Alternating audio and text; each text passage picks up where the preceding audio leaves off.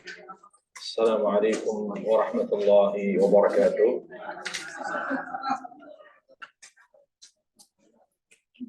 Alhamdulillah hamdan katsiran thayyiban mubarakan fihi kama yuhibbu rabbuna wa yarda. Wassalatu wassalamu ala Rasulillah wa ala alihi wa sahbihi wa man tabi'ahum bi ihsanin ila yaumiddin, amma ba'd. Ibu-ibu, saudariku seiman yang dimuliakan Allah Subhanahu wa taala. Alhamdulillah kita bersyukur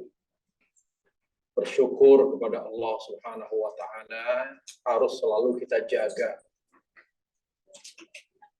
Karena yang akan membuat kita semakin disayang oleh Allah, selalu dilindungi oleh Allah, adalah karena kita bersyukur kepada Allah. Kebahagiaan, keselamatan hanya bisa diraih dengan syukur kepada Allah. Sebab amal yang paling dicintai Allah Jalla wa'ala adalah syukur. Kita memeluk agama Islam, kita beriman, tujuannya untuk bersyukur. Makanya Islam tidak mengenal Islam KTP. Islam tidak mengenal iman yang setengah-setengah. Islam hanya mengenal Islam iman yang utuh, yang disebut dengan Islam secara kafah. Iman secara menyeluruh. Kenapa kita harus memeluk agama Islam secara menyeluruh? Kenapa kita harus beriman kepada Allah dengan semua yang wajib kita imani dalam rangka bersyukur kepada Allah Tabaraka wa ta'ala. Kalau kita bersyukur kepada Allah Azza wa Jal, insya Allah dengan rahmatnya dan karunia-Nya, Allah akan bahagiakan kita di dunia dan di akhirat. Untuk itu, kita wajib memahami syukur sebagai tujuan hidup. Bersyukur harus dilakukan dengan 3 alat. Yang pertama dengan hati. Dengan hati. Yang selalu mengingat dan mengakui nikmat Allah Jalla wa'ala. Tidak ada satupun nikmat yang kita nisbatkan kepada diri kita. Hilangnya kekuatan syukur pada Qarun karena dia menisbatkan kenikmatan, kesuksesan kepada dirinya. Dia berkata, innama utituhu ala ilmin indi. Saya sukses, saya kaya berkat jerih payah saya. Ini awal kufur. Yang kedua, bersyukur dengan lisan. Dengan selalu memuji Allah Jalla wa'ala. Tidak ada yang lebih berhak untuk dipuji melainkan Allah Jalla wa'ala. Karena Allah Maha Sempurna. Mengapa manusia tidak layak dipuji? Karena manusia syarat dengan kekurangan. Manusia itu lebih layak didoakan, bukan dipuji. Hanya Allah yang berhak dipuji karena Allah Maha Sempurna. Yang ketiga, bersyukur dengan amal. Kalau orang hanya mengatakan, saya ingin bersyukur, saya bersyukur, alhamdulillah, tapi tidak dibuktikan dengan amal, maka belum dianggap bersyukur kepada Allah Jalla wa'ala. Amal apa yang membuatnya dianggap bersyukur oleh Allah? Amal saleh. Itu yang dimaksud oleh Allah Jalla wa'ala dalam banyak ayat di mana Allah menyebutkan tentang amal saleh. Allah berfirman, ya ayyuhar rasul, Kulu minat thayyibati wa'mal salih. Wahai para rasul, makanlah yang baik-baik dan beramal salehlah. Allah Jalla wa Ala berfirman, wal 'asr innal insana lafi khusr illa alladziina aamanu wa 'amilus shalihat. Demi umur manusia dalam kerugian kecuali yang beriman dan beramal saleh. Allah Jalla wa Ala berfirman, illa alladziina aamanu wa 'amilus shalihat falahum ajrun ghairu mamnun. Kecuali yang beriman dan beramal saleh, maka baginya pahala yang tidak terputus. Dan banyak lagi ayat. Di ayat-ayat tersebut selalu menyebutkan amal saleh. Kenapa? Karena hanya amal saleh yang membuat kita bersyukur kepada Allah. Apa itu amal saleh? Amal yang ikhlas dan sesuai dengan tuntunan Nabi Shallallahu Alaihi Wasallam. Para jemaah sekalian yang dirahmati Allah Taala. Pada kesempatan yang berbahagia ini kita akan membahas tentang 3 tanda atau 3 indikasi kebahagiaan seorang hamba di dunia dan di akhirat. Apa tanda-tandanya kalau hamba tersebut akan meraih kebahagiaan dunia akhirat? Sebelumnya, mari kita menelaah dengan seksama, mengkaji secara mendalam tentang kebahagiaan. Ketahuilah para jemaah, kebahagiaan hakiki itu hanya di akhirat. Sebagaimana kesengsaraan yang sebenarnya juga hanya ada di akhirat. Yang ada di dunia ini semuanya bersifat semu, bukan yang bersifat hakiki. Semua. Makanya Allah Ta'ala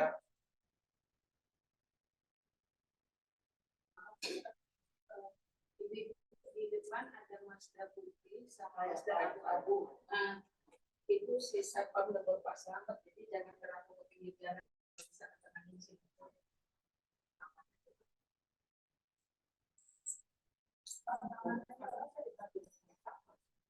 Sama Mazda abu-abu, belakangnya DKP. Dan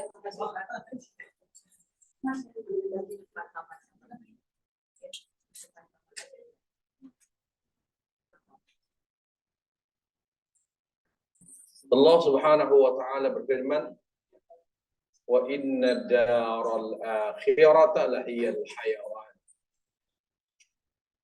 Segala yang bersifat hakiki itu hanya ada di akhirat, kata Allah. Kebahagiaan hakiki, kesengsaraan hakiki.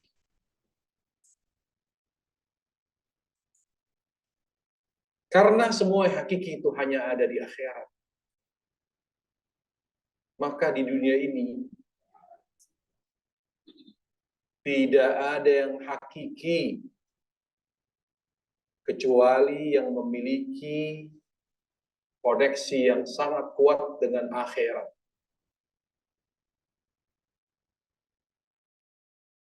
Itu kaidah.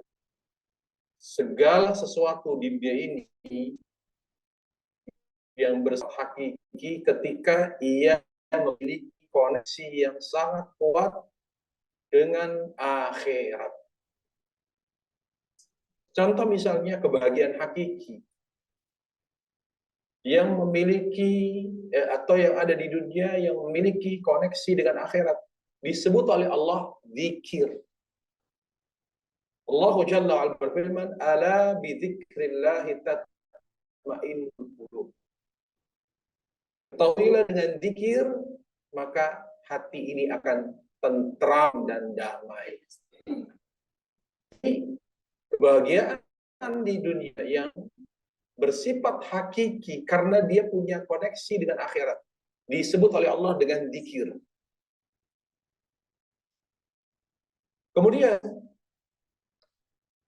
kesengsaraan yang hakiki juga kesengsaraan yang berkaitan dengan akhirat,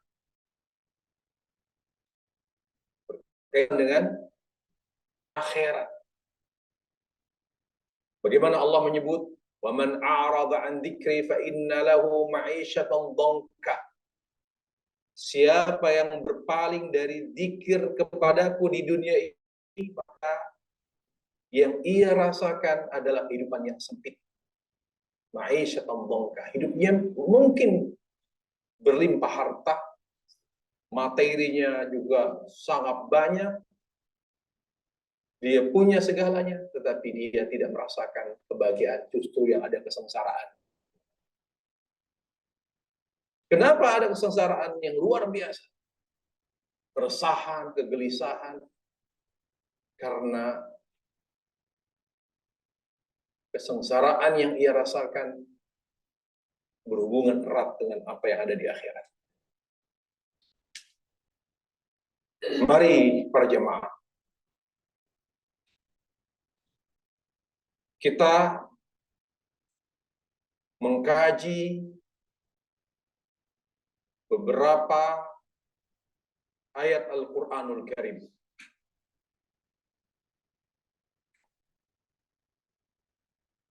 Allah Jalla wa'ala satu waktu menyebutkan bahwa tujuan hidup, jadi kita hadir di dunia ini, berada di dunia ini, ingat, untuk menggapai kebahagiaan akhirat.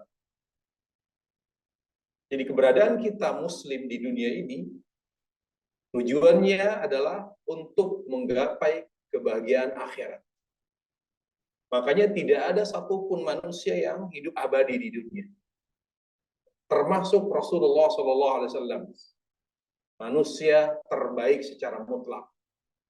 Tidak abadi di dunia. Innaka mayyitun wa innahum mayyitun. Termasuk Isa alaihissalam. Sampai saat ini Isa hidup dengan kehidupan dunia.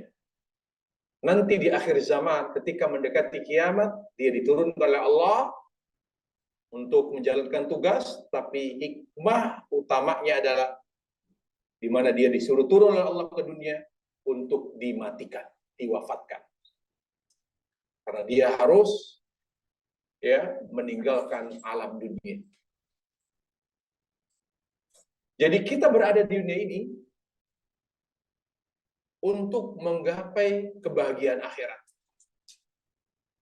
Dan Allah Jalla wa'ala menginginkan kita semua meraih itu.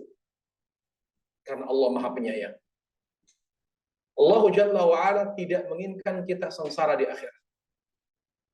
Makanya kata Ibnu Qayyim rahimahullah ta'ala, "Innu ilmu fa bifadli wa in udzibu fa bi'adli." Kalau ada manusia bahagia di akhirat, itu karena rahmat Allah. Sebaliknya, kalau ada manusia sengsara di akhirat, itu karena ulahnya. Sehingga Allah menegakkan keadilan. Untuk itu, mari kita memahami bagaimana kita bisa meraih kebahagiaan akhirat. Makanya Allah batasi umur kita. Jadi umur itu kesempatan emas tunggal untuk meraih kebahagiaan akhirat. Makanya kehidupan dunia kita ini yang menentukan nasib akhirat. Padahal kita melewati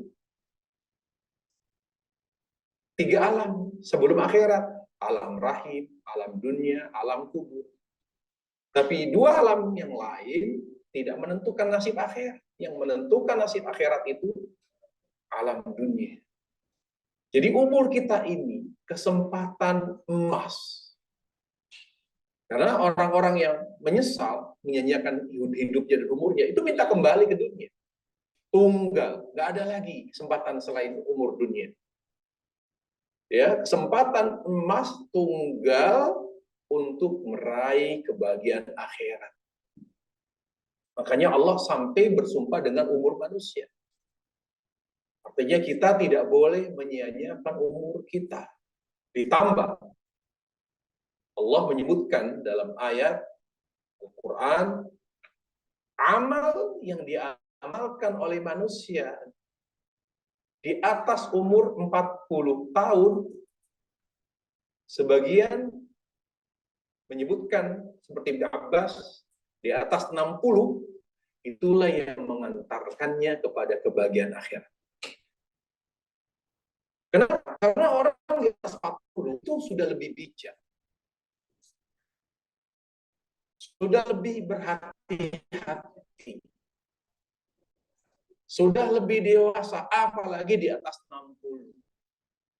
Jadi yang akan mengantarkan manusia pada kebahagiaan akhirat, perilakunya, amalnya di atas 40 tahun menurut sebagian ulama, di atas 60 tahun menurut sebagian ulama lain.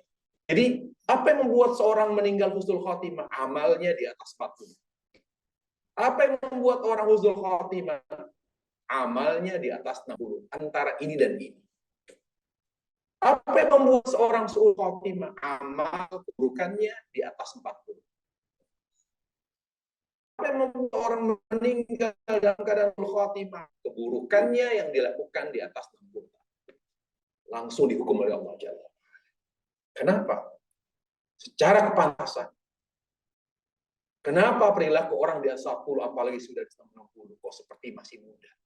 Tidak ada perubahan, tidak ada hijrah, tidak ada taubat, tidak ada orientasi ke akhirat, tidak ada rindu akhirat, tidak ada rindu Allah, padahal kita semua akan berpindah ke alam akhirat.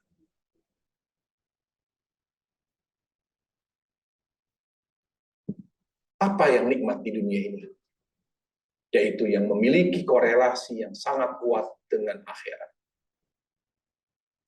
Oleh karenanya Allah Jalla wa'ala menyebutkan makna umur manusia. Satu waktu Allah menyebut tujuan hidup di dunia adalah beribadah. Allah berfirman, "Wa ma khalaqul jinna wal insa illa liya'budun." Tidaklah aku ciptakan jin dan manusia kecuali untuk beribadah. Sehingga kita pahami tujuan hidup di dunia adalah beribadah. Di waktu yang lain Allah menyebut tujuan hidup manusia adalah bersyukur. Allah Ta'ala berfirman, "Wallahu akhrajakum min butuni ummahatikum la ta'lamuna syai'a wa ja'ala lakumus sam'a wal basara wa ja'ala lakumus sam'a wal absara wal afida la'allakum tashkurun." Allah mengeluarkan kalian dari perut ibu kalian dalam keadaan tidak mengerti apa-apa. Lalu memberikan kalian pendengaran, penglihatan dan hati agar kalian bersyukur. Ayat ini menjelaskan bahwa tujuan manusia di dunia adalah bersyukur. Tapi di kesempatan yang lain Allah menyebutkan bahwa tujuan hidup manusia adalah mencintai Allah dan taat kepadanya. Dan itu lengkap Allah sebutkan dalam surah Fatir ayat 37. Bagaimana penghuni neraka berteriak pada saat mereka disiksa oleh Allah Jalla wa'ala. Disiksa oleh Allah. Allah berfirman, "Wahum yastarikhuna fiha." Mereka berteriak-teriak histeris karena mengalami siksaan yang sangat dahsyat. Rabbana, seraya mereka memanggil Allah, Rabbana, akhrijna, keluarkanlah kami dari neraka ini. Na'mal salihah, kami berjanji kami akan beramal saleh kalau engkau kembalikan kami ke dunia. Ghairal ladzi kunna na'mal, amal yang berbeda dengan amal yang dahulu kami amalkan. Kami janji kami mau berubah, yaitu beramal soleh. Jelas ya? Di sini tidak hanya nyebut amal, tapi amal soleh, yaitu amal yang membuktikan seorang bersyukur kepada Allah. Lalu apa kata Allah di sini? Awalam nu'ammirku, bukankah aku telah memberi kalian umur? Awalam nu'ammir. Di sini Allah menjelaskan apa itu umur manusia. Apa kata Allah? Ma yatadzakkaru fihi man tadzakkar. Tadzakkar di sini yang pertama, bukankah aku beri kalian umur selama di dunia? Untuk apa? Dzikir di sini artinya tadzakkar, mencintai Allah. Aku beri kalian umur. Harusnya kalian manfaatkan untuk mencintaiku. Makanya Allah beri kita hati. Hati ini fungsinya mencintai. Akan baik diri kita kalau hati digunakan untuk mencintai Allah. Akan rusak diri kita kalau kita biarkan hati kita cinta kepada dunia.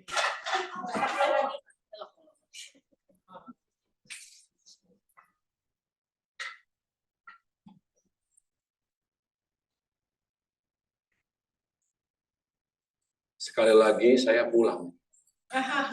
Tadi parkir. Sekarang ada yang hujat. Sekali lagi ada insiden, saya langsung pulang.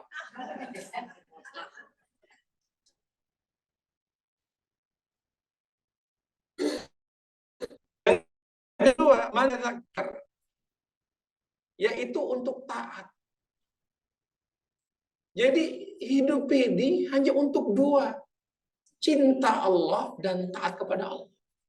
Dan itulah makna ibadah. Penjelasan dari firman Allah surah Az-Zariyat.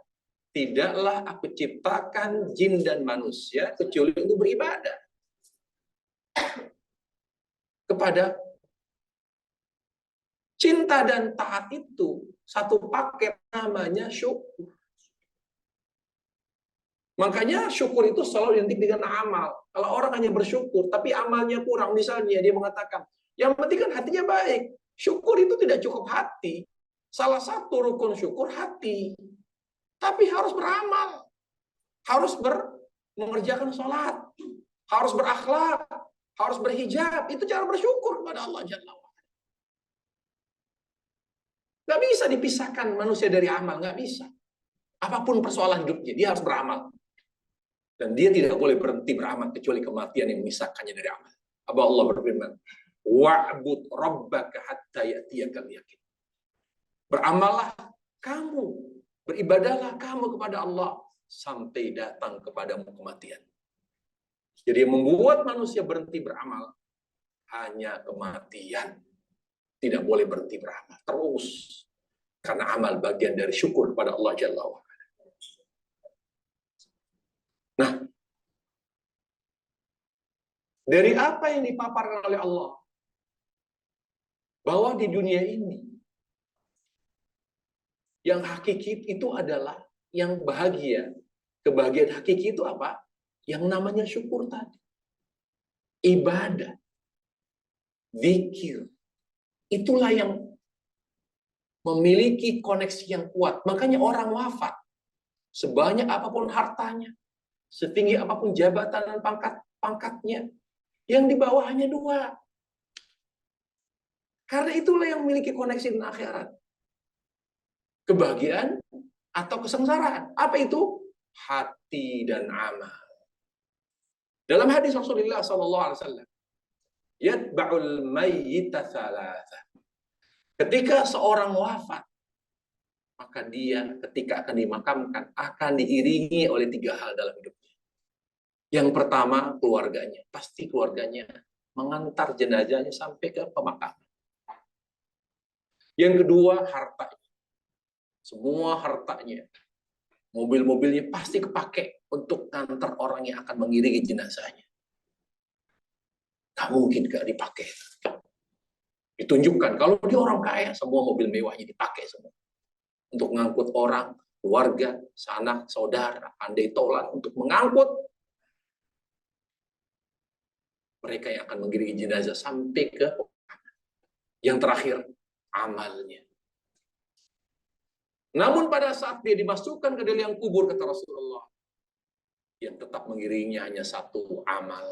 Sementara keluarga dan hartanya pulang kembali, tidak mengiringinya sampai ke liang kubur.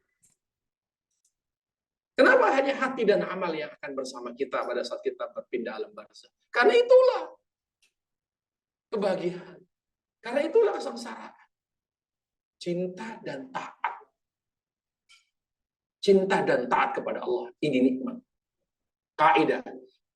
Segala hal yang berhubungan dengan akhirat, maka bersifat hakiki. Apakah kebahagiaan? Hakiki. Kesengsaraan? Hakiki. Apa kesengsaraan hakiki? Berarti cinta kepada dunia dan bermaksiat kepada Allah. Itu kesengsaraan.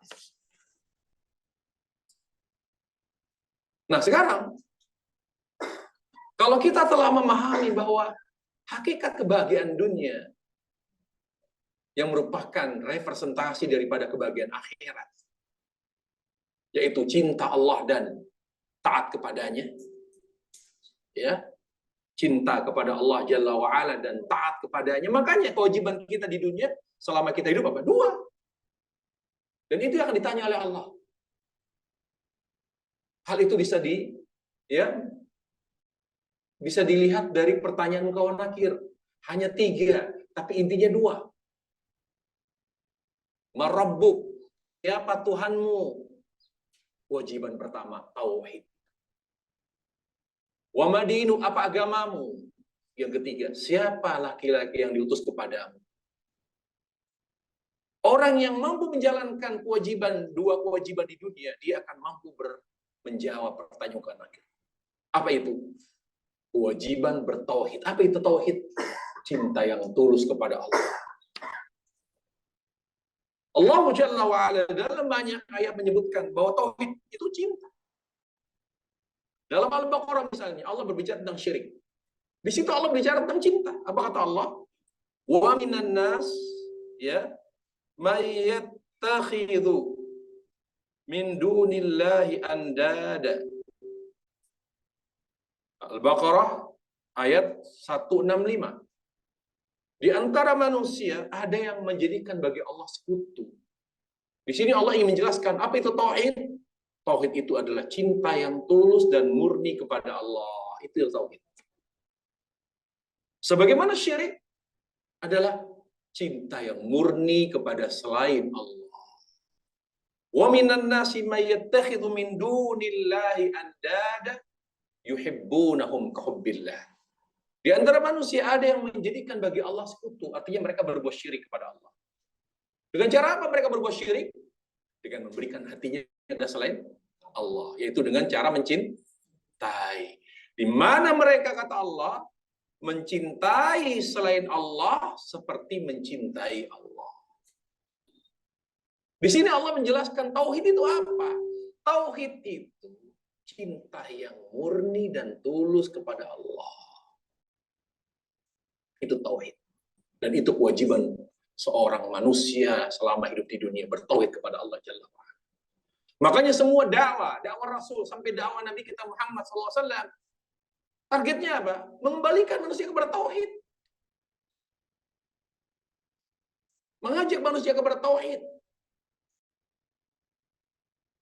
Qul hadhi sabili ad'u ilallah. Katakan inilah jalanku. Yang identik dengan apa? Mengajak manusia kembali kepada Allah, kembali kepada tauhid. Kewajiban kedua apa? Mengikuti Rasul sallallahu alaihi wasallam. Kita hidup tidak boleh bebas. Kita tidak boleh hidup seenak kita. Ingat, satu hal dalam hidup kita, satu aspek dalam hidup kita tidak sesuai dengan tuntunan Nabi alaihissalam, akan ditanya oleh Allah. Akidah kita, ibadah kita, muamalah kita, akhlak, rumah tangga, sosial, budaya, apa saja yang ada dalam kehidupan kita tidak sesuai dengan tuntunan Nabi akan menjadi bahan hisab. Kemudian para jemaah, kenapa kita diwajibkan oleh Allah mengikuti Nabi? Nah, ini pertanyaan. Wallahi, kalau kita buka hikmahnya, ternyata perintah Allah mengikuti Nabi itu akan mengantarkan kita kepada kebahagiaan akhirat. Lihat surah ketiga ayat 31. Surah Ali Imran ayat 31. Allah Jalla wa'ala menyebutkan bagaimana hikmah besar di balik perintah mengikuti Nabi Sallallahu Alaihi Wasallam. Jadi kita diperintah oleh Allah mengikuti Nabi bukan untuk mengagungkan beliau, apalagi menyembah beliau, bersikap berlebihan terhadap beliau.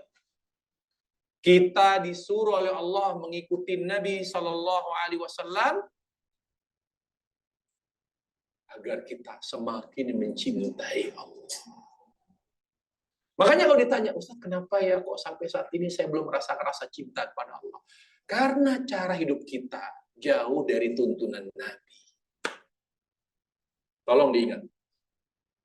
Apa yang membuat kita semakin jatuh cinta kepada Allah? Ketika hidup kita di bawah naungan sunnah. Ketika hidup kita sesuai dengan tuntunan Nabi Sallallahu Alaihi Wasallam. Terutama dari mana? Dari amalan-amalan terbaik. Baik itu amalan hati, amalan lisan, amalan anggota tubuh. Dan itu merupakan kunci. Para jamaah sekalian, jemput husnul khotimah dengan fokus kepada amalan utama. Amal utama dunia. Amalan utama dunia terkait dengan hati apa? Cinta Allah. Itu amalan terbaik. Takut kepada Allah. Berharap kepada Allah. Tawakal. Taubat. Sabar. Itu bukan amalan utama. Semua amalan itu akan hadir ketika hati cinta kepada Allah. Karena hati fungsinya hanya satu, mencintai. Kalau sudah cinta, lahir di sana kenikmatan. Kata Ibnu Qayyim, al-ladzatu tatba'ul mahabbah. Kenikmatan itu lahir dari cinta. Sabar, taubat, tawakal, inabah, zuhud, wara, semua amalan hati, itu tujuannya agar semakin cinta Allah. Tujuannya ini. Kalau sabar kita tidak berorientasi kepada cinta, itu dipertanyakan sabarnya. Makanya kata ulama, sabarnya orang beriman dengan sabar orang kafir beda. Sabarnya orang beriman atas dasar iman. Kalau sabarnya orang kafir bukan dasarnya dasar iman. Makanya tidak ada pahala bagi orang kafir, walaupun mereka sabar. Tapi sabarnya orang beriman, titik tolaknya apa? Iman. Itu cinta Allah Jalla wa'ala. Tolong dipahami. Amalan hati terbaik adalah cinta Allah. Dan itu kenikmatan hati. Sejuk, teduh, adem hati ini. Kalau hati ini cinta Allah.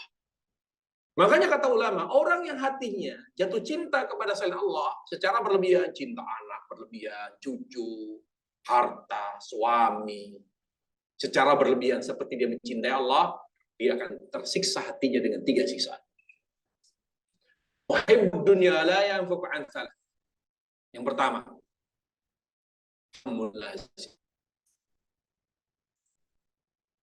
hati ini akan selalu mengalami kegelisahan dan kesedihan. Mudah gelisah, resah. Karena hatinya tidak hampa dari cinta kepada Allah. Siapa yang cinta kepada selain Allah secara berlebihan, maka dia tersiksa hatinya dengan keresahan, kegelisahan, kesedihan yang terus-menerus. Yang kedua, ta'ab. Dan hatinya merasakan capek yang luar biasa. Capek. Kenapa hati ini capek? Karena objek cintanya salah. Kalau berlebihan mencintai suami, capek saya. Sabar mencintai suami. Itulah akibat salah objek cinta. Kalau cinta kita hanya kita berikan kepada Allah. Adapun kepada selain Allah, cinta kita karena Allah. Nikmat. Jauh dari keletihan. Kalau hati sudah lelah, tidak ada yang dapat mengurut dan memijatnya, nggak ada. Karena nggak ada orang tukang pijat hati. Nggak ada. Refleksi itu fisik, tapi hati hanya bisa direfleksi dan dipijat oleh zikir kepada Allah Jalla wa'ala. Kemudian yang ketiga, bentuk siksaan yang akan menyiksa hati yang jatuh cinta kepada selain Allah. Apa? Hasratul la tanqadi, penyesalan yang tidak ada akhirnya. Ya Allah, nyesal. Kesedihan, keresahan yang terus-menerus. Ya, rasa letih yang tidak ada ujungnya, penyesalan yang tidak ada akhirnya. Bila tiga siksanya akan terus dan berganti, akan dirasakan oleh menjadi kepada Allah. Terus apa lagi? Lisan. Dari semua amal, lisan. Maka ada kunci. Amal lisan yang akan mengundang seluruh kebaikan lisan. Apa itu? Al-Quran. Seluruh amal lisan, kunci kebaikannya adalah Al-Quran. Siapa yang jauh dari Al-Quran, yang tidak pernah membaca Al-Quran, yang tidak memanfaatkan lisannya untuk belajar membaca Al-Quran dengan benar, maka selama itu lisannya tidak akan pernah baik. Allah Jalla wa'ala menyebutkan manfaat orang yang suka baca Quran. Apa kata Allah? Asyaddu wat'a wa aqwamu qila. Orang yang suka baca Quran, kata Allah, hatinya akan dikuatkan, diteguhkan oleh Allah dalam menghadapi berbagai ujian. Dan surat Al-Muzammil, ayat 6 atau 7. Muzammil, orang yang suka baca Quran dengan benar ya. Makanya itulah manfaat kita belajar Al-Quran. Asyaddu wat'a, akan kami teguhkan hatinya dalam menghadapi berbagai persoalan dan ujiannya. Wa aqwamu qila, lisannya akan kami luruskan. Jadi lisan orang yang banyak baca Quran dengan benar akan menjadi lisan yang baik dan santun. Yang ketiga, amal. Yang merupakan kunci amal fisik. Kunci kebaikan amal fisik apa itu? Sholat. Kalau orientasi kita syukur kepada Allah Jalla wa'ala, maka jaga tiga ini. Jangan mudah jatuh cinta kepada selain Allah. Perhatikan. Jaga hati. Bagaimana cara menjaga hati? Pastikan Allah lebih kita cintai. Itu yang pertama. Pastikan manusia yang paling kita cintai adalah Rasulullah. Melebihi cinta kita kepada orang tua kita dan anak kita. Karena dengan cinta Rasul dan cinta petunjuknya akan membuat kita semakin cinta kepada Allah. Tapi bukan cinta Rasul untuk mengibadah, untuk menyembahnya, bukan. Kalau kita lebih mencintai selain Rasul, maka kita akan jatuh cinta kepada selain Allah. Mencintai Rasul tujuannya agar kita jatuh cinta kepada Allah. Yang kedua, ketika kita mencintai selain Allah, pastikan cinta kita karena perintah Allah. Jangan kita mencintai anak karena mereka buah hati kita. Salah itu. Jangan kita menyayangi orang tua kita karena mereka banyak kebaikan dan jasanya. Itu keliru. Allah ajar kita cara mencintai manusia karena Allah. Apa itu? Lihat Al-Isra. Allah menyebutkan. Wa qadha rabbuk alla ta'budu illa iya. Allah perintahkan kamu untuk tidak beribadah kecuali hanya kepadanya. Wa bil walidaini ihsana. Dan Allah perintahkanmu untuk berbakti kepada orang tua. Di sini Allah mengajarkan kita cara mencintai orang tua dengan benar. Apa itu? Jangan menyayangi mereka karena kebaikan mereka. Jangan menyayangi mereka karena jasa mereka. Salah itu. Itu cara kita lalai dalam menjaga hati. Itu lalai itu. Ceroboh namanya. Bagaimana kita semakin cinta Allah? Sama orang tua saya karena dia ibu saya melahirkan saya. Itu salah, hati-hati. Sayangi orang tua kita, hormati mereka hanya karena perintah Allah. Terserah mau orang tua baik, nggak baik, jahat, tidak punya kebaikan sama sekali, kebaikannya banyak sekali, kita tidak lihat kebaikannya. Nggak peduli saya, dia orang tua baik atau tidak baik, sayang atau tidak sayang, suka menyakiti hati anak atau tidak menyakiti, saya nggak lihat itu. Yang saya lihat perintah Allah. Itu cara berbakti orang tua. Anak juga begitu. Saya didik, saya biayai, saya cari duit. Bukan karena dia buah hati saya. Salah. Jaga dia, rawat dia, didik dia karena perintah Allah. Jadi kita sayang karena perintah Allah. Mau dia baik, nurut, nakal, durhaka, nggak peduli. Jadi orang yang ikhlas dalam mencintai, mudah memaafkan. Nggak ada itu ibu yang mendoakan keburukan. Mana nanti kamu saya doakan durhaka kamu, jadi maling kundang kamu. Ibu yang mudah, sakit hati dan sulit memaafkan karena dia sudah tidak ikhlas dalam mencintai anak. Ada dalilnya yang memerintahkan kita mencintai anak karena buah hati, karena dia nurut. Apa dalilnya ada? Nggak ada. Apa ada ayatnya? Kalau anak itu nurut, patuh, baik, cintai dia, sayangi dia. Tapi kalau nggak nurut, durhaka, jangan sayangi dia, doakan keburukan. Ayatnya ada nggak dalil hadisnya? Ada. Sayangi anak karena perintah Allah. Makanya kalau kita sayang anak karena perintah Allah, sayang keturunan kita karena perintah Allah, buat dia dicintai Allah. Itu target utama dalam mendidik anak. Kalau kita baru bisa menyekolahkan dia sampai sarjana, sekolah di luar negeri, itu belum mencapai target yang Allah perintahkan.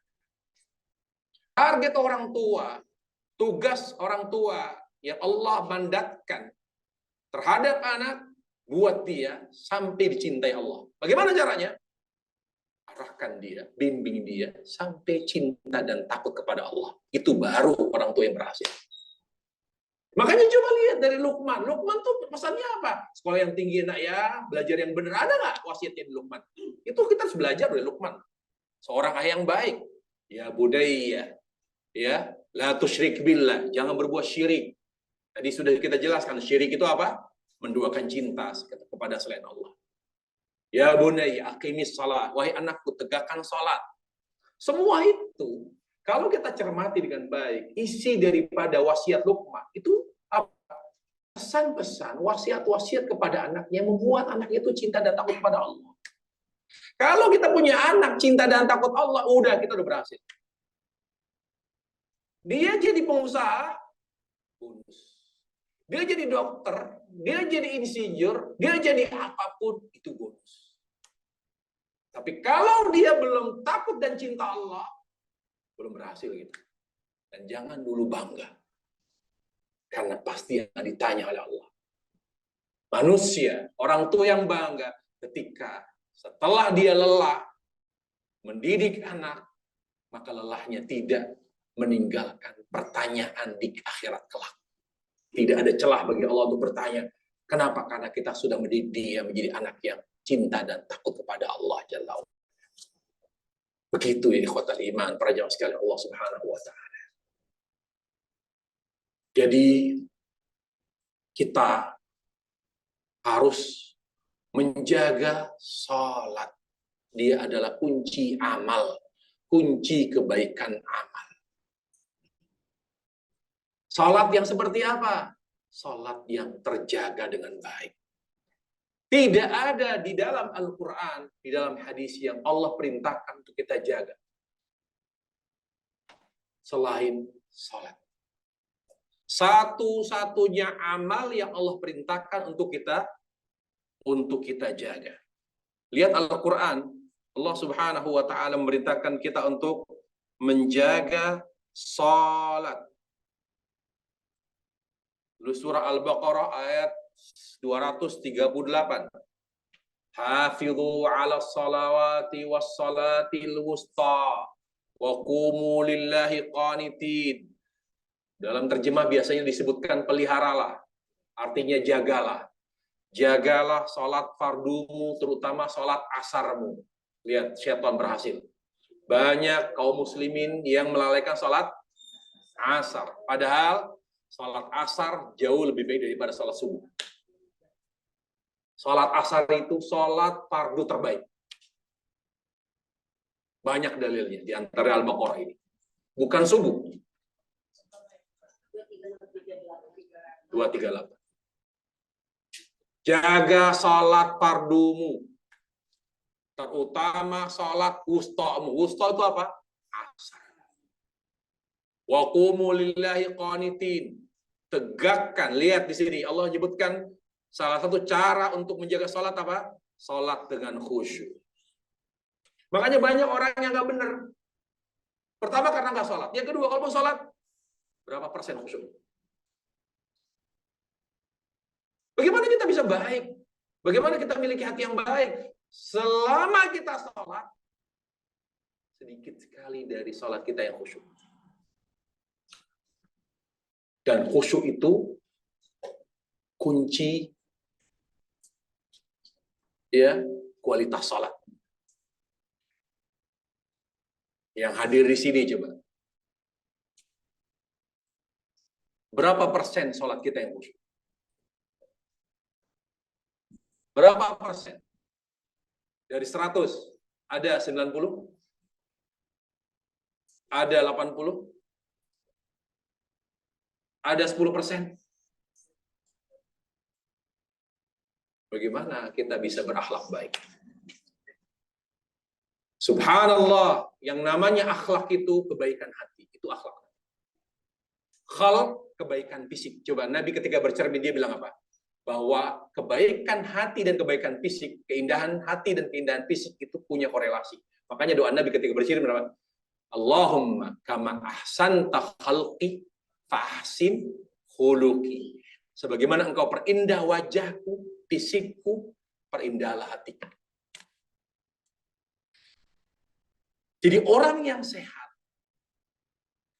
yang dijaga oleh Allah Ta'ala fisiknya, indah dia, artinya punya inner beauty. Siapa yang baik hatinya? Siapa yang baik hatinya? Yang selalu sholat dengan khusyuk. Yang selalu sholat dengan khusyuk. Tapi kita, dari 100%, kita tidak bisa menjamin 10%-nya khusyuk, nggak bisa. Karena memang yang paling dirusak oleh syaitan dari sholat kita, khusyuk kita.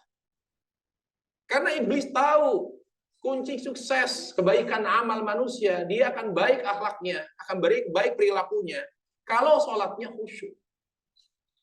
Makanya dia sampai iblis itu menyiapkan pasukan khusus untuk merusak khusyuknya seorang hamba ketika sholat. Dia tidak utus amal-amal lain, ya, dirusak oleh pasukan khususnya. Dia akan mengutus anak buah yang biasa. Tapi untuk sholat khusus, dia kerahkan pasukan khusus yang namanya khinzib. Pasukan khusus perusak sholat seorang muslim. Kalau sudah pasukan khusus, kita tahu kemampuannya gimana. Nggak main-main.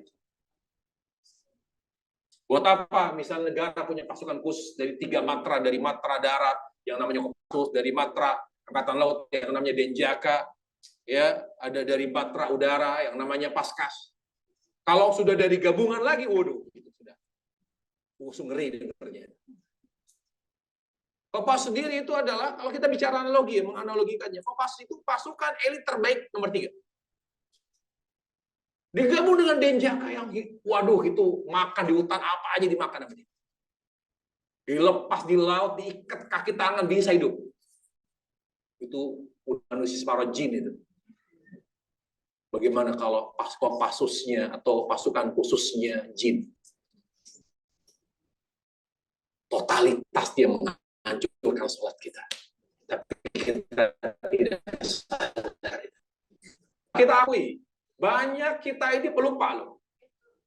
Tapi ingat ketika sholat. Banyak hal yang tidak kita pikirkan. Tapi kita pikirkan saat sholat. Pikiran kemana-mana. Tubuhnya di Jakarta, hatinya ke kutub utara, dalam waktu hitungan menit, kau udah pindah ke kutub selatan. Luar biasa. Padahal sholat itu kunci kebaikan amal dan akhlak. Allah ingatkan, inna salata tanha 'anil fahsya'i wal munkar.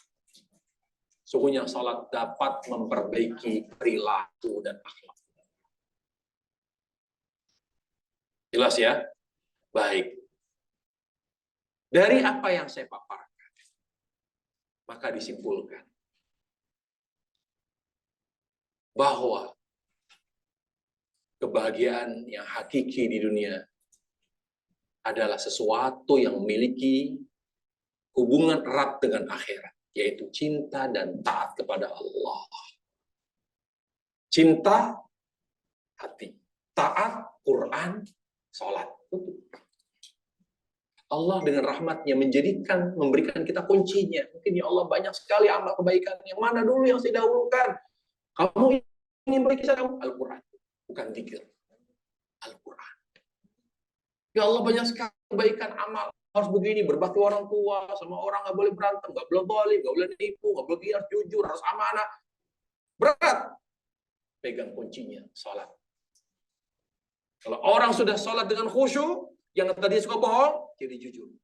Yang tadinya tidak amanah, jadi amanah. Yang tadinya culas, curang, suka nipu, zalim, akan jadi orang yang takut pada Allah. Kuncinya di sholat. Jadi hidup ini terasa nikmat ketika hidup ini di atas cinta dan taat kepada Allah Jalla wa'ala. Maka orang yang seperti itu hidupnya tidak pernah melihat materi. Diberi nikmat, dia senang. Diberi musibah, ujian, dia tetap menikmati. Seluruh keadaan hidupnya penuh dengan keajaiban, kata Nabi alaihissalam. Para jamaah sekalian yang dimuliakan Allah Subhanahu wa taala. Mari kita membahas dari apa yang saya paparkan hubungannya dengan 3 indikasi kebahagiaan. Tadi sudah saya sampaikan, kebahagiaan itu cinta dan taat kepada Allah Jalla wa'ala. Apa yang dihadirkan oleh orang yang cinta Allah? Orang cinta itu kepada Allah akan melahirkan 3 amalan utama dunia. Quran, cabang. Bagian dari 3 amal utama itu. Sholat juga demikian. Mari kita pahami. Tadi bahwa apa yang nikmati yang punya hubungan dengan akhirat, yaitu cinta dan taat pada Allah. Kalau tidak ada ini, pasti nggak nikmat, nggak sampai ke hati nikmat. Pegang apa saja. Coba orang mau sholat, aduh kok nikmat orang sholat. Karena itu cinta Allah. Orang haji, udah gitu kemahalan di sana, udah PT-PT-an, udah gitu, nggak dijemput di Musdalifah sampai jam 1 siang, pengen nggak balik lagi haji? Nikmat. Padahal di sana tersiksa dia. Ada kerinduan di sana. Karena kaitannya dengan apa? Dengan kebahagiaan akhirat. Korelasinya kuat. Padahal panas. Haji kemarin itu panasnya luar biasa. Sangat panas. Tapi orang pengen kembali lagi haji. Gak bisa itu. Gak bisa dibohongin. Kenikmatan itu sesuatu yang terkait dengan cinta dan taat pada Allah Jalla wa'ala. Cinta kepada Allah ini akan selalu melekat dengan ketaatan. Ketika 2 ini dihubungkan dengan 3. Jadi 3 nuansa yang menghubungkan cinta dan taat. Apa yang pertama? Syukur. Jadi tanda kebahagiaan seorang hamba dunia akhirat yang pertama syukur. Makanya para ulama menjelaskan syukur. Apa itu syukur? Syukur itu cinta dan taat kepada Allah. Coba lihat di Al-Quran, Allah itu selalu menyebutkan syukur. Dengan apa? Dengan amal. Allah selalu mengidentikan syukur dengan amal. Contoh misalnya, doa Nabi Sulaiman.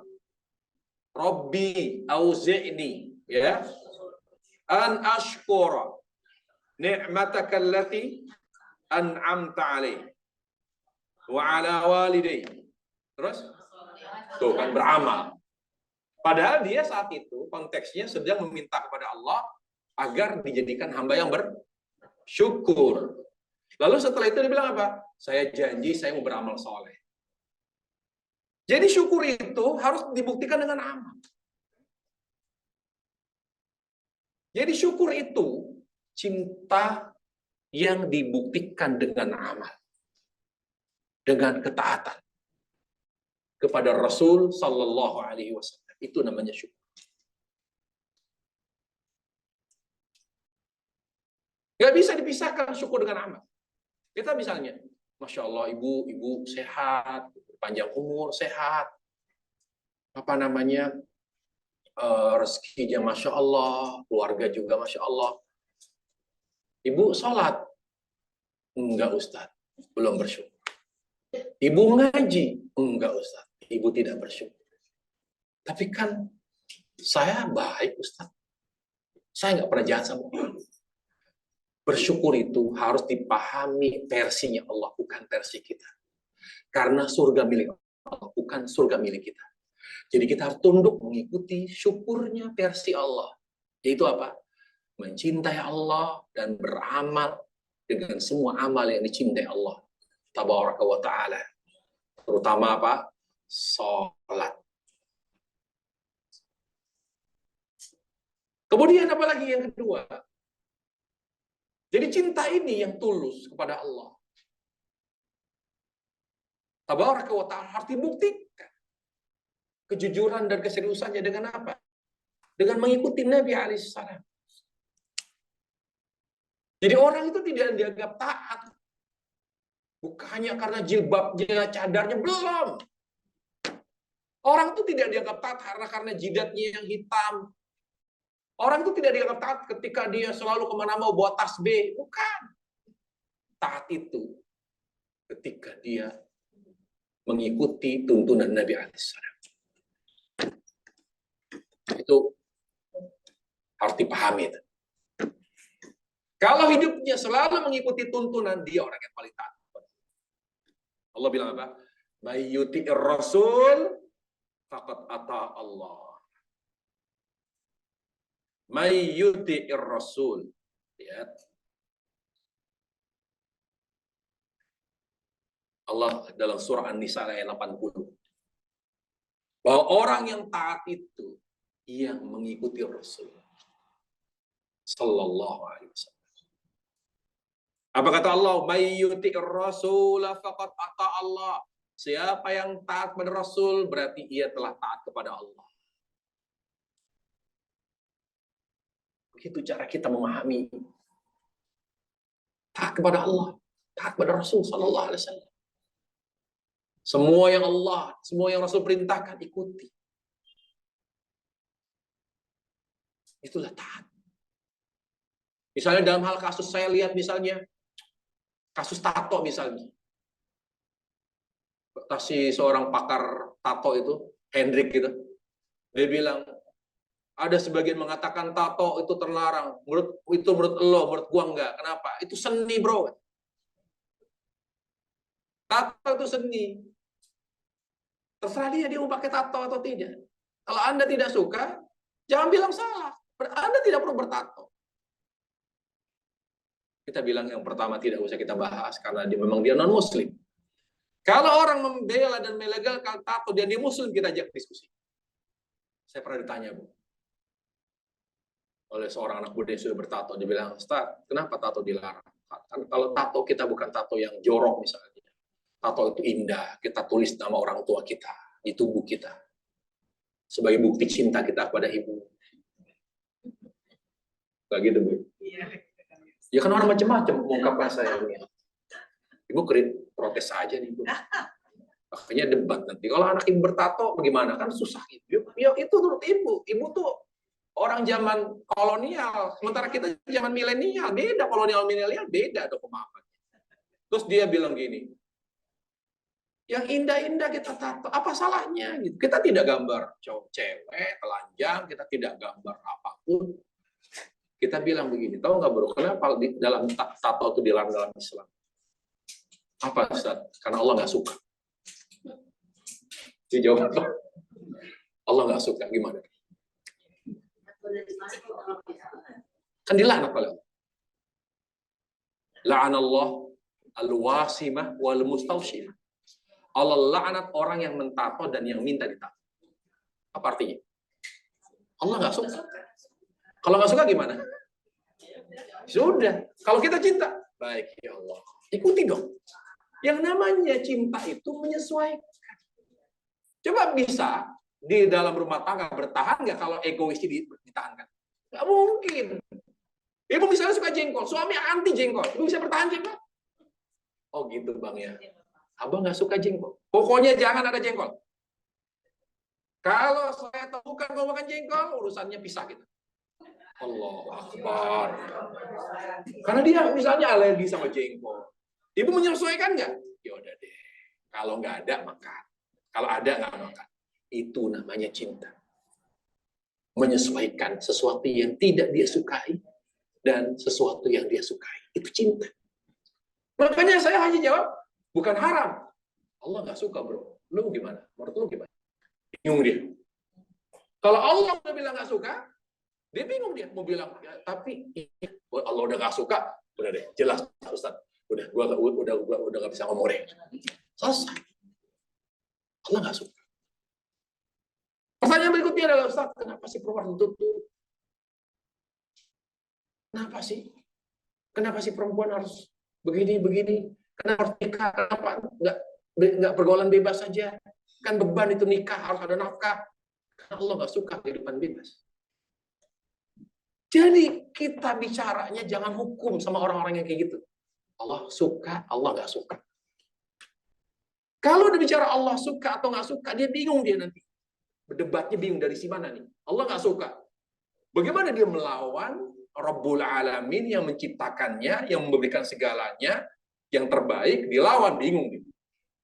Dia akan berargumen dengan argumen yang bingung. Dia carinya alasan apa lagi. Begitu cara kita berstrategi dalam menyampaikan orang-orang yang tidak paham. Allah suka, Allah tidak suka. Selalu Allah bilang, Innallaha yuhibbu, wallahu yuhibbu. Allah mencintai, Allah suka. Wa karraha ilaikumul kufra, Allah suka kufur, Allah suka kefasikan, Allah nggak suka maksiat. Wa habbaba ilaikumul iman, Allah suka iman. Wa zayyana fi qulubina, Allah yasi iman itu di hati kalian. Jadi suka atau tidak suka? Yang membuat kita semakin suka kepada Allah, jatuh cinta apa? Mengikuti Rasul sallallahu alaihi wasallam. Nah, kita itu tadi bahas syukur. Indikasi yang kedua, kebahagiaan yang kedua apa? Sabar. Sabar itu bukan amalan utama. Sabar itu hanya di dunia. Ingat, tidak ada lagi sabar di barzah. Apalagi di akhirat nggak ada sabar. Kalaupun ada kata dalam Al-Quran, Fama asbaru ma'alan nar, sabar banget ya penghuni neraka, itu hinaan oleh Allah bagi mereka. Disiksa lagi bertahun-tahun selamanya. Allah katakan, Fama asbaru ma'alan nar, sabar sekali mereka disiksa ya. Itu Allah menyindir, menghina mereka. Tapi bukan berarti ada sabar di akhiratnya, ada sabar. Kapan sabar itu berakhir? Ketika kita menghembuskan napas. Tapi syukur, di dunia ada, di barzah ada, di akhirat ada. Coba penghuni surga, ketika masuk surga, disambut oleh malaikat. Bedanya coba, neraka sama surga. Kalau surga itu udah dibuka pintu. Orang dari jauh bisa lihat. Wanginya sampai keluar. Tapi kalau neraka, pintunya tutup. Jadi orang nggak tahu siksaannya bagaimana. Itu dibikin kaget dia. Makanya kata wasiqal ladzina taqaw rabbahum ilal jannati zumarra, ada kata wa futihat atau putihat. Kalau neraka tidak ada wawunya. Kalau surga ada wawunya. Karena wawu itu artinya Pintu surga sebelum penghuninya masuk itu udah dibuka. Apa dia bilang setelah masuk? Disambut oleh malaikat. Alhamdulillah. Lihat. Penghuni surga bilang apa? Alhamdulillah. Illadzi hadana. Ada syukur.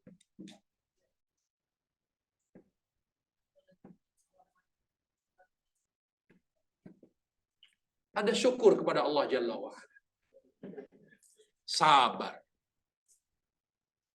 adalah amalan hati pendukung utama. Makanya Allah sampai menyebut hampir 90 ayat tentang sabar. Kenapa? Karena begitu besar keutamaan sabar dan begitu sulit seorang merealisasikan sabar.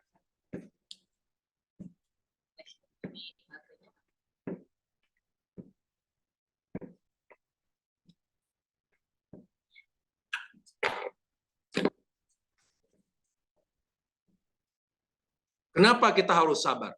Nah, ini harus kita pahami.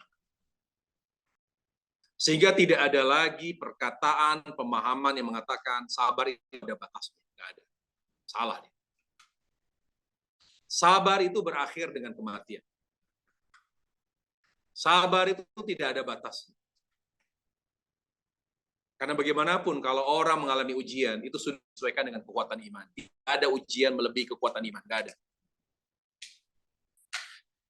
Kenapa ada orang merasa berat dengan ujian?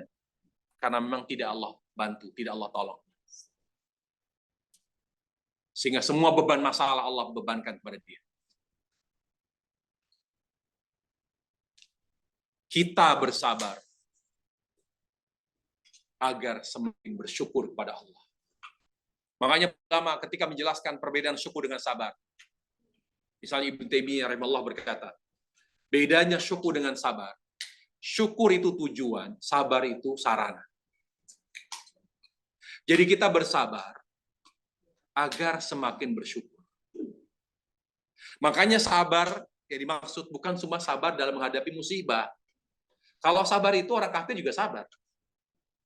Karena sabar ini jalan menuju syukur. Maka sabar kita harus benar. Sabar kita harus sesuai dengan apa yang dimaksud oleh Allah Jalla wa'ala. Apa itu? Yaitu mencakup 3 macam sabar. Seluruh sabar di Al-Quran mencakup 3 macam sabar kecuali Al-Baqarah. Sabar dalam Al-Baqarah. Wa basyiri sabirin alladzina idza awasab musibatun qalu innal itu sabar dalam menghadapi musibah. Tapi semua kata sabar di Al-Quran selain di Al-Baqarah ini maksudnya apa? Mencakup 3 macam sabar.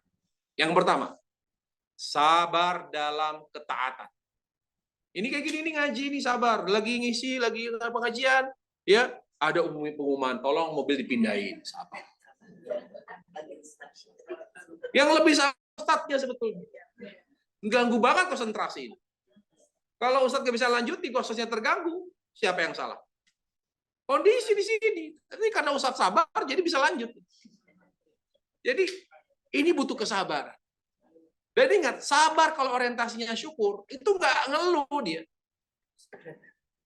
Tidak akan mengeluh seorang yang sabar, yang bertujuan untuk bersyukur pada Allah. Makanya coba sabarnya para Nabi Rasul luar biasa. Sabarnya orang-orang soleh, kadang tidak logis. Bingung kita, kok bisa sabarnya? Karena mereka memahami sabar itu jalan terbaik menuju syukur. Nabi Ibrahim dipuji oleh Allah menyembelih anaknya, sabar dia. Kenapa? Dia paham sabar itu membuatnya semakin bersyukur. Asia, istri Firaun, disiksa, disakiti, dizalimi oleh suaminya bertahun-tahun dalam rumah tangga. Sabar. Kenapa? Karena dia paham orang yang sabar itu akan membuatnya semakin bersyukur kepada Allah.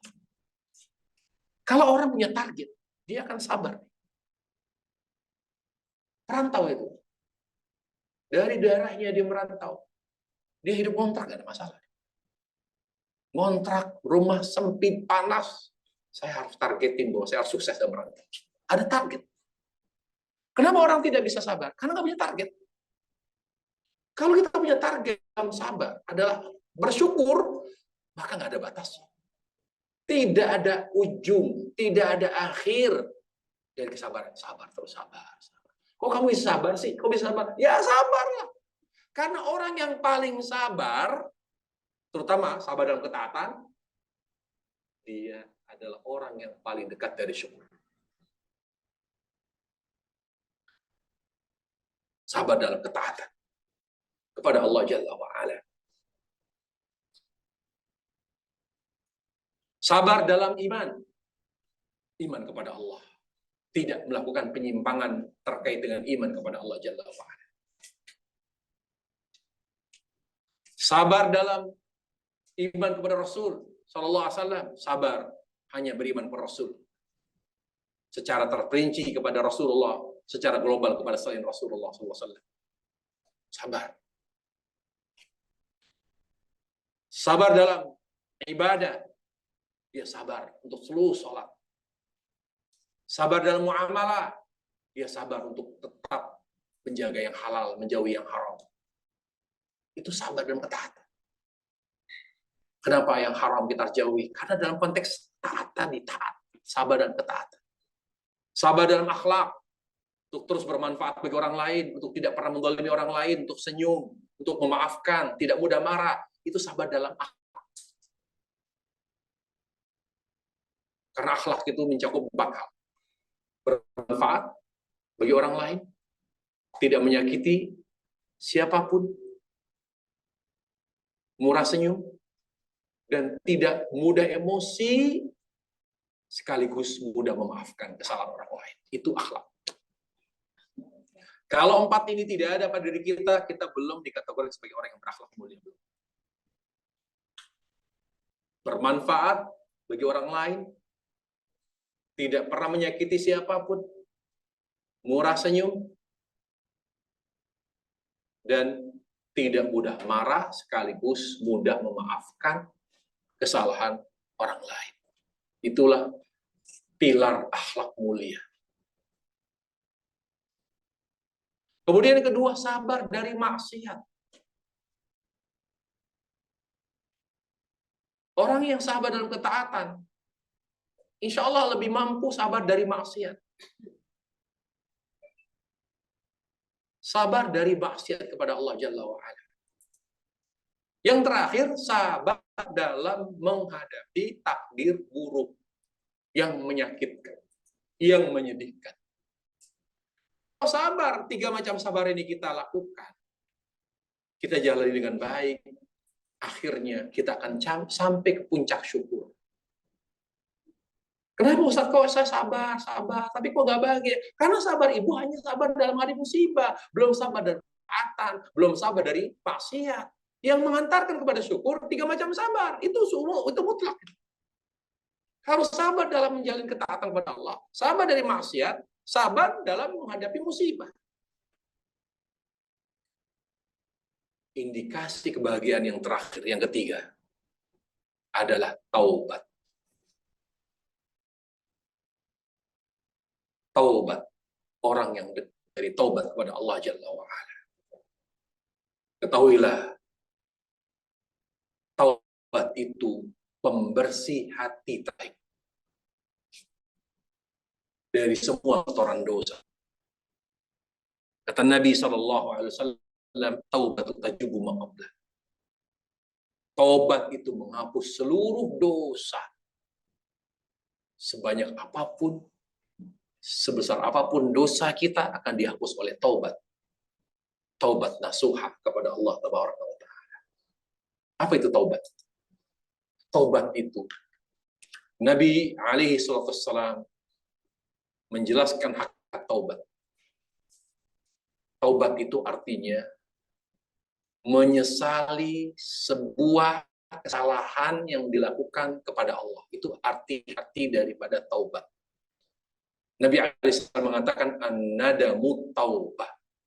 Taubat itu artinya menyesali kesalahan kepada Allah. Kesalahan kepada Allah. Itu menyesal. Makanya orang yang tidak mau tidak menyesal, jauh dari taubat. Tidak merasa bersalah kepada Allah. Orang yang mudah dan dekat dari taubat yang merasa bersalah kepada Allah. Makanya kata Hasan bin Ali radhiyallahu anhu, jangan kamu melihat dosa itu besar atau kecil, tapi kamu lihat kamu berbuat salah kepada siapa. Jangan kamu lihat jenis dan macam dosa yang telah kamu lakukan, tapi lihatlah kepada siapa kamu berbuat salah. Kalau kita berbuat salah kepada manusia, besar. Tapi kalau kita berbuat salah kepada Allah, lebih besar. Lihat kepada siapa kita telah berbuat salah. Itulah 3 indikasi kebahagiaan. Syukur, sabar, dan taubat. Kalau hidup kita diwarnai oleh 3 ini, maka hidup ini menjadi seimbang dan bahagia. Karena memang 3 hal ini mengimbangi 3 ujian dunia. Ujian dunianya 3 kok. Nggak ada ujian lain. Apa ujian dunia? Ujian dunia pertama yang paling berat, nikmat. Ujian kenikmatan, paling berat itu. Kita lawan, kita hadapi ujian nikmat dengan syukur. Ujian kedua, ujian apa? Ujian kesalahan. Ini terberat setelah nikmat. Manusia itu cenderung berbuat salah. Khilaf. Kita hadapi kesalahan kita, kekurangan kita dengan taubat. Di ujian yang terakhir, ujian musibah. Banyak hal yang tidak menyenangkan, menyedihkan. Hadapi itu, jangan dengan keluh kesah. Dengan apa? Sabar. Gak ada lagi ujian yang keempat, kelima. Gak ada. Hanya 3 ujian. Kita sama dirinya. Senang, salah, susah. 3S. Senang hadapi dengan syukur. Salah hadapi dengan taubat. Susah hadapi dengan sabar. Mudah-mudahan apa yang saya sampaikan materi ini bermanfaat. Wallahu taala alam wa sallallahu wasallam wa baraka Muhammad wa ala alihi wasallam walhamdulillah rabbil alamin.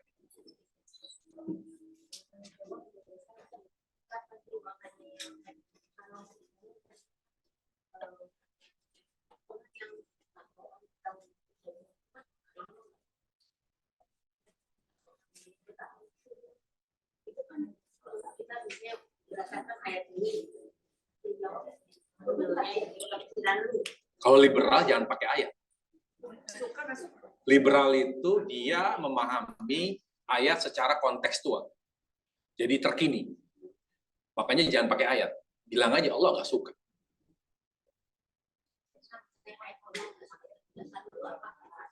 Ya hadis.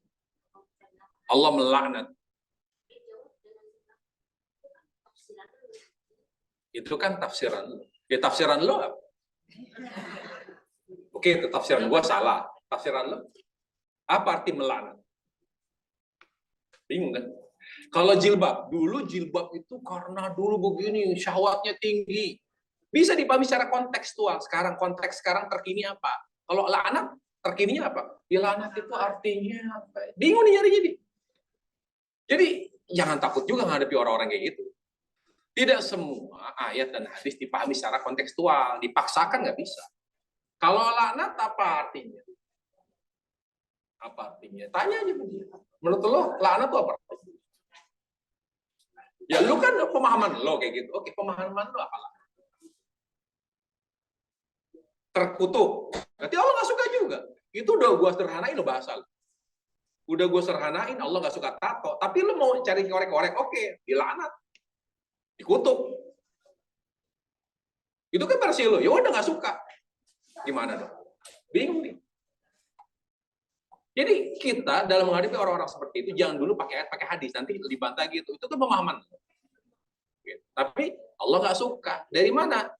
Ya dari banyak ayat sampai detik ini pemahamannya begitu. Gitu.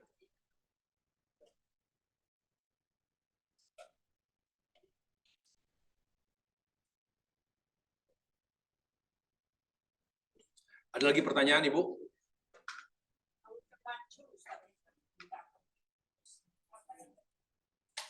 Kalau dia terlanjur mentato dirinya, tubuhnya, maka taubatnya, karena kan ada bekas, ya dia harus atasi bekasnya itu dengan mencoba menghapusnya semampu dia. Kalau dia mampunya hanya menghilangkan gambar tapi tidak hilang secara sempurna, artinya masih ada bekas-bekasnya, ya sudah, bertakwa kepada Allah semampu kamu. Yang penting ada upaya dan niat untuk menghapus tato, walaupun mahal. Ya semua ada resikonya, ada konsekuensinya. Gitu. Memang menghapus tato tidak murah, sakit juga. Nah, dulu waktu ditato emang nggak sakit. Waktu ditato emang nggak mahal. Kenapa waktu ditato mahal dia mau, sakit dia mau, meringis itu, sakit itu ditato. Ya, sampai ada yang mentato mata loh.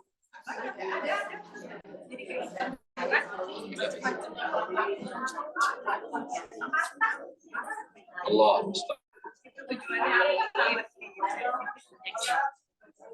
Gini, orang itu semakin dia tidak mengenal Allah akan semakin dengan keunikan dan keanehan. May yuridillahu bi khaira, ini kaidah ya. Kata Nabi alaihissalam apa? Seorang yang Allah biarkan hidupnya penuh dengan keanehan, yaitu yang dibiarkan bodoh. Dia tidak mengenal agama, tidak mengenal Allah. Maka hidupnya penuh dengan keanehan. Coba lihat tato, apa yang ya kan terserah gua dong.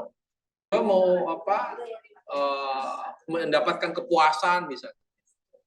Macam-macam orang itu. Jadi cara dia menjalani hidup, cara dia mencari kepuasan itu sangat aneh sekali, aneh. Ketika apa?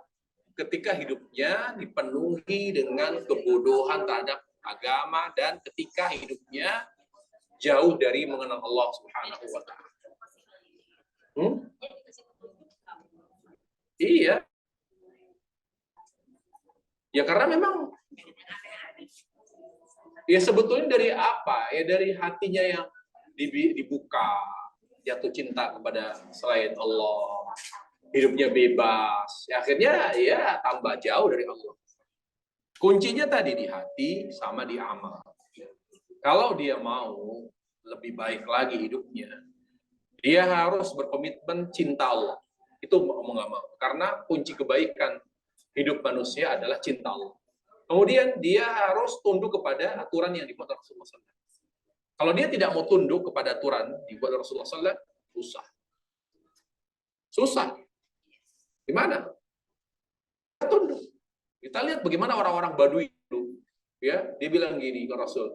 Ya Rasul, ya Muhammad, kan dia ciri khas orang Badui itu kalau datang ke Rasul bilangnya Muhammad. Karena mereka orang-orang kampung, orang pelosok, nggak tahu orangnya kasar. Hei Muhammad, Islam udah kebanyakan ajarannya, gitu. Apa yang cukup bagi saya? Gak usah banyak-banyak. Kata Rasulullah, sholat, zakat, puasa, haji. Kalau saya nggak melaksanakan lebih dari itu, gimana? Cukup. Kalau kamu melaksanakan sholat, zakat, puasa, haji, kamu dapat surga. Nggak lebih dari itu ya, cukup. Pergi dia. Kalau saya jaga 4 hal tadi, saya dapat surga, saya selamat. Jadi sampai orang kampung, orang pelosok, orang Badui aja berkomitmen. Jadi kuncinya komitmen. Komitmen kepada Allah, konsisten dalam Islam. Kalau dia nggak komitmen, susah. Susah komitmen. Kenapa orang misalnya tidak mau menikah, malah lebih ke pergaulan bebas? Karena nggak mau komitmen. Masalahnya adalah komitmen kepada Allah. Itu yang jadi masalah. Kalau orang tidak mau berkomitmen kepada Allah Jalla wa'ala, maka hidupnya akan semakin banyak keanehan. Banyak sekali. Hijrah itu apa sih? Awal komitmen. Ya Allah, saya janji saya mau berubah hidup saya. Menjadi lebih baik. Itu kan komitmen. Komitmen. Demikian Allah wa'ala. Baik, kita cukupkan ya, karena sudah azan.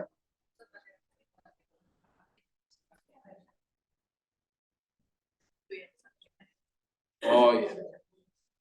Bu Nuke punya cucu yang sedang di rumah sakit, namanya Malik John bin Muhammad Akmal Fikri. Anak Bu Nuke juga, ya. Semoga Allah segera angkat penyakitnya. Semoga Allah sembuhkan. Semoga Allah hapus dosa-dosanya dengan penyakit melalui penyakitnya. Yang penting kita doakan di sini semoga Allah menyembuhkan penyakitnya. Allahumma rabban nas adhibil bas ishfin tashafi la shifaan la shifaa shifaan la yughadiru saqama shifaan la yughadiru. Allahumma rabbul arsyil azim as'aluka an yashfiyahum as'aluka rabbal arsyil azim ay yashfiyahum as'aluka rabbal arsyil azim ay yashfiyahum. Insyaallah semoga penyakitnya disembuhkan oleh Allah Subhanahu wa taala. Ya, itu juga semuanya kita doakan insyaallah. Kita tutup dengan subhanallah bihamdik, syada la ilaha illa anta, astaghfiruka. Assalamualaikum warahmatullahi wabarakatuh.